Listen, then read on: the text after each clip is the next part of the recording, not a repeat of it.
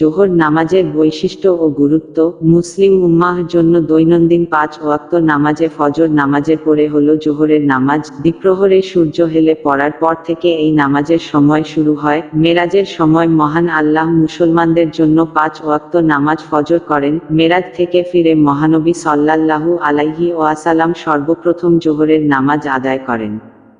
পবিত্র কোরআনের বিভিন্ন স্থানে জোহরের নামাজ ও এর সময়ের ব্যাপারে আলোচনা রয়েছে। মহান রাব্বুল আলামিন আল্লাহ তাআলা বলেন, অতএব তোমরা আল্লাহর পবিত্রতা স্মরণ কর সন্ধ্যায় ও সকালে। সূরা রুম আয়াত নং 17। আর এরই পরের আয়াতে আল্লাহ রাব্বুল আলামিন বলেন, এবং অপরাহ্ন ও মধ্যাহ্নে, নভমণ্ডল ও ভূমণ্ডলে তোর সব প্রশংসা তারই। সূরা রুম আয়াত নং 18।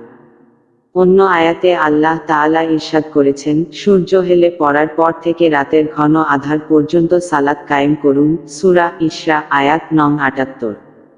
দুপুর কর্মব্যস্ততার, মধ্যাহ্নভোজ ও বিশ্রামের সময়, তাই বলে এই নামাজে অবহেলা করার কোনো সুযোগ নেই। তবে জোহরের সময় শুরু হওয়ার সঙ্গে সঙ্গেই নামাজ আদায় করা জরুরি নয়। আসরের আগ পর্যন্ত জোহরের নামাজ পড়ার সুযোগ থাকে। শীতকালে আগে আগে পড়া উত্তম হলেও গ্রীষ্মকালে জোহরের নামাজ একটু দেরিতে পড়া উত্তম।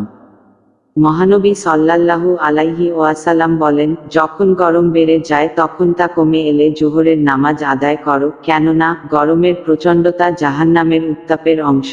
বুখারী। উল্লেখ্য, জোহরের ফরজ নামাজের আগে পরের সুন্নত নামাজও গুরুত্বের সঙ্গে আদায় করা চাই। মহানবী রাসূলুল্লাহ সাল্লাল্লাহু আলাইহি ওয়াসাল্লাম আরো বলেন, যে ব্যক্তি জোহরের ফরজের আগে 4 রাকাত ও পরে 2 রাকাত সুন্নত আদায় করে, তার জন্য জান্নাতে একটি ঘর নির্মাণ করা হবে।